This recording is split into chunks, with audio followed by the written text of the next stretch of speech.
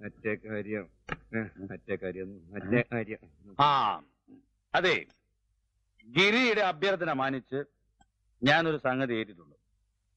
മലയാളി ക്ലബിന്റെ വാർഷികത്തിന് മീനാക്ഷി ഒരു പാട്ട് പാടുന്നു. അയ്യോ, എനിക്ക് വയ്യ. ഇതൊരുമാതിരി ചതിയായി പോയല്ലോ. അനിയത്തി പാടുന്ന പവിയായിട്ട് ഉറപ്പ് പറഞ്ഞുകൊണ്ടല്ലേ പേര് വെച്ച് നോട്ടീസ് അടിച്ചോളാം ഞാൻ കേജിയോട് പറഞ്ഞത്. ഇത് നോക്കി ചേച്ചി, എന്നോടൊരു വാക്ക് ചോദിക്കാതെ ഈ പവിയേട്ടൻ. ഇനി നീ പാടിയില്ലെങ്കിൽ നാണക്കേട് പവിയേട്ടനാ. മീനാക്ഷി പാടും. നമ്മളെല്ലാരും കൂടെ നിർബന്ധിച്ചാൽ ഇയാള് പാടൂല്ലേ? കേട്ടോ ഗിരി, എന്റെ ഭാര്യയുടെ അനിയത്തി ആയതുകൊണ്ട് പോഴത്തല്ല, അസലായിട്ട് പാടും മീനാക്ഷി. പിന്നെ ഭരതനാട്യം, കുച്ചിപ്പുടി, മോഹിനിയാട്ടം, കലാതിലകം.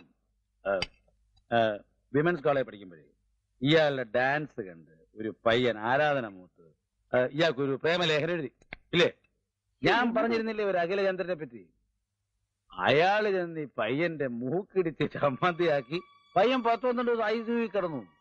പിന്നെ കേസ്, ഗുലുമാല്. ഒടുക്കൻ നീ ഇനി ഒരുത്തന്റെ മുമ്പിലും ഡാൻസ് ചെയ്യാൻ പാടില്ല എന്ന് അഖിലേന്ദ്രന്റെ വക ഒരു ഡിക്ലറേഷൻ.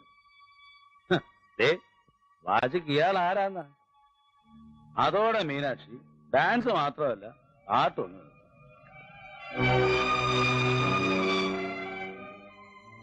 കണ്ടോ, വെറുതെ എന്തിനാ ഇതൊക്കെ ഇപ്പൊ ഗിരിയോട് പറയാൻ പോയേ? അവളൊന്ന് പ്ലസന്റ് ആയിട്ട് വന്നതാ. I am sorry Meenakshi. ഈ പവിയേട്ടന്റെ ഒരു ലൂസ് ടോക്ക്.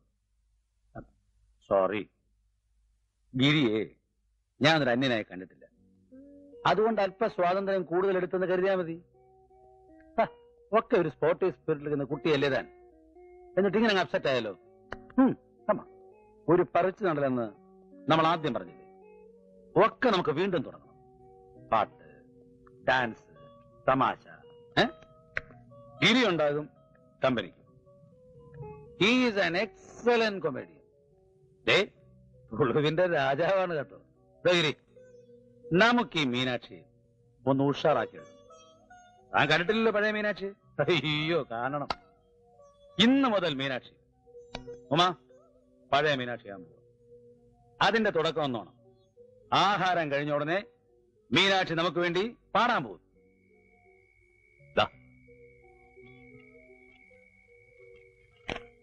ആഹാ, ഫസ്റ്റ് ക്ലാസ് പാട്ട് തുടങ്ങ. അല്ല, ഞാൻ പാട്. എനിക്ക് ട്യൂണറിയില്ല. ട്യൂണറിയില്ല പിന്നെ ഇപ്പൊ എന്ത് ചെയ്യും? ട്യൂൺ ഞാനൊന്ന് പാടിക്കൊടുക്കാം. പിന്നെയും പിന്നെയും ആരോ കിനാവിന്റെ പടികടന്നെത്തുന്ന പദനിസ്വനം. പിന്നെയും പിന്നെയും ആരോ കിനാവിന്റെ പടികടന്നെത്തുന്ന പദനിസ്വനം.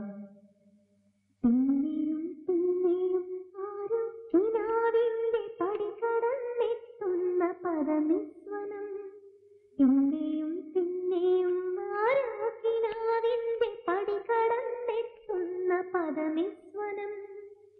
പിന്നെയും പിന്നെയും ആരോ നിലാവത്ത് പൊൻവേണൂതുന്ന മൃദുമന്ത്രണം.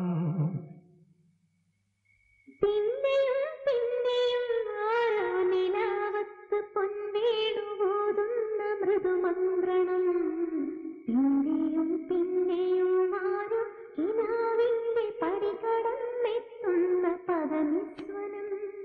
പടികടന്നെത്തുന്ന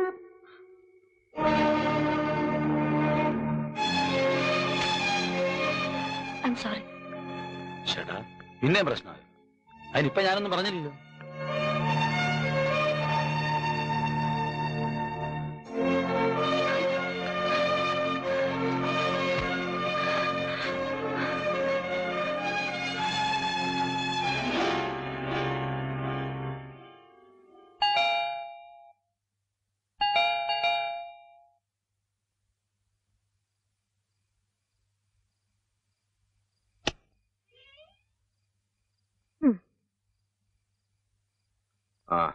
പാട്.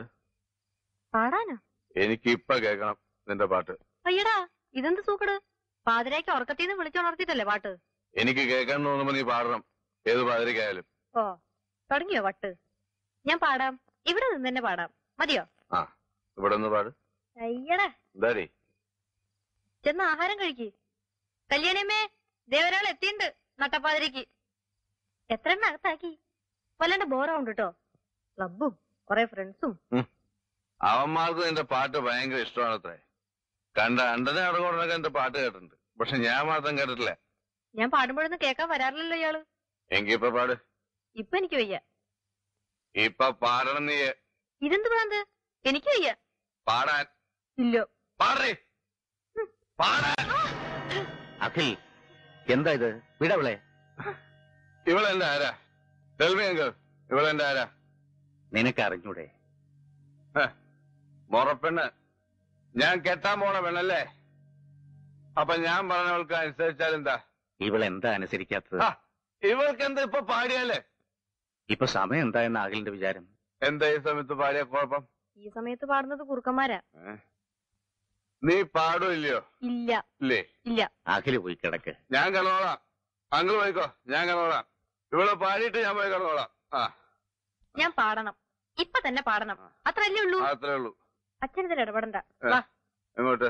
വരാൻ. ഇങ്ങോട്ട്. വാ. വരി. ഇവിടെ ഇരുന്നാ പാടാൻ പോണേ. ഇവിടെ ഇരിക്കെ. നല്ല കാറ്റൊക്കെ കൊണ്ട് നമുക്ക് വിസ്തരിച്ച് പാടാം. ഏത് പാട്ടാ പാടാൻ പോണേ?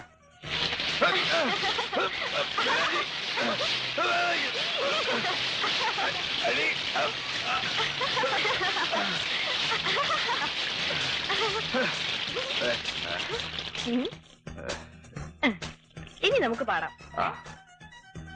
പാട്.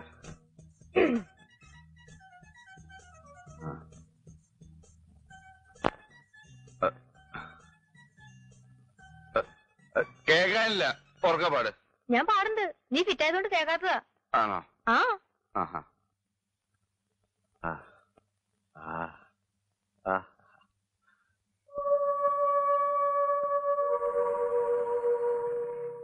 മീനാക്ഷി, മീനാക്ഷി, ഇതേ ഗിരി പോവാണെന്ന്. താൻ പാടാതെ പോയാലും അവൻ പിണക്കത്തില്ല. ഏയ്, ഇറ്റ്സ് ഓൾ റൈറ്റ്. സാരമില്ല. കവിത ഞാൻ ചേച്ചിയുടെ കൈ കൊടുത്തിട്ടുണ്ട്. പിന്നൊരിക്കൽ പാടിയാ മതി. Okay okay. Good night. Good night. Take it easy.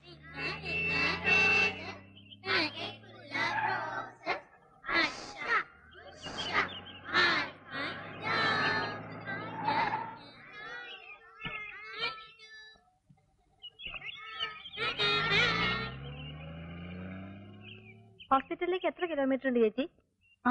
6. നീ എങ്ങനെ സമയം കളയും വൈകിട്ട് വരെ? അതാണ് പ്രശ്നം. സാരമില്ല, മിട്ടു അമ്മയുണ്ടല്ലോ കമ്പനിക്ക്. വരുമ്പോ പുസ്തകങ്ങൾ കൊണ്ടുവരാൻ ഞാൻ. വലിയ ലൈബ്രറി ഉണ്ട് ക്യാമ്പില്. ഇടയ്ക്ക് നീ എന്റെ കൂടെ വന്ന് അവിടെ ഇരിക്കാം. നോക്കാം. ചേച്ചി ഇന്നലെ പറഞ്ഞില്ലേ കുന്നിന്റെ മുകളിൽ കൃഷ്ണന്റെ അമ്പലം? ഞാൻ മിട്ടുനെ കൂട്ടി അവിടെ വരെ ഒന്ന് പോയാലോ? കൊറേ നടക്കണം. സാരമില്ല, സ്ഥലങ്ങളൊക്കെ കാണുകയും ചെയ്യാലോ. സൺഡേ ആയിരുന്നെങ്കിൽ ഞാൻ കൂടെ വന്നേനെ. നല്ല ഭംഗിയുള്ള സ്ഥലാ. ഇത്രയും നാളായിട്ടും ഞാൻ ഒരിക്കലേ పోయిట్టుള്ളൂ.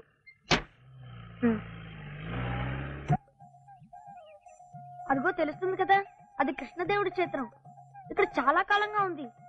అందుకే ఈ ఊరికి కృష్ణగుడి అని పేరు వచ్చింది. എന്താ നീ പറയുന്നൊന്നും എനിക്ക് മനസ്സിലാവുന്നില്ല. ఏంటి? ഒന്നുമില്ലടാ మరకഴുదే. എന്താ ఇక్కడికి వచ్చే వాళ్ళందరూ వెన్న పెట్టి వెళ్తుంటారు. మరో రోజు ఆ వెన్న కనపడకపోతే వాళ్ళు ప్రార్థించింది జరుగుతుందన్నమాట. ఆ వెన్న అట్లాగే ఉంటే వాళ్ళు అనుకున్నది జరగదన్నమాట. చిన్న కృష్ణుడు ఆ వెన్న తినలేదన్నమాట.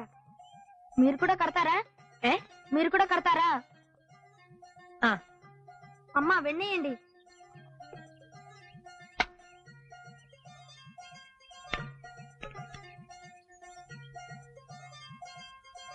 ₹2 ఇవ్వండి.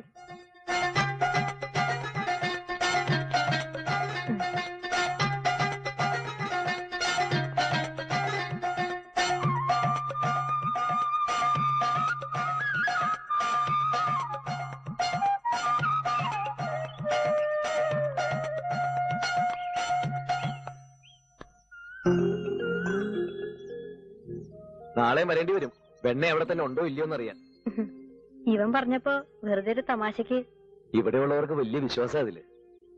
ഭഗവാൻ വന്ന് വെണ്ണ കട്ട് തിന്നും അത്രേ. പിറ്റേന്ന് കുടത്തിൽ നോക്കുമ്പോ വെണ്ണ കണ്ടില്ലെങ്കിൽ നമ്മൾ ആഗ്രഹിച്ച കാര്യം നടക്കും പോലും.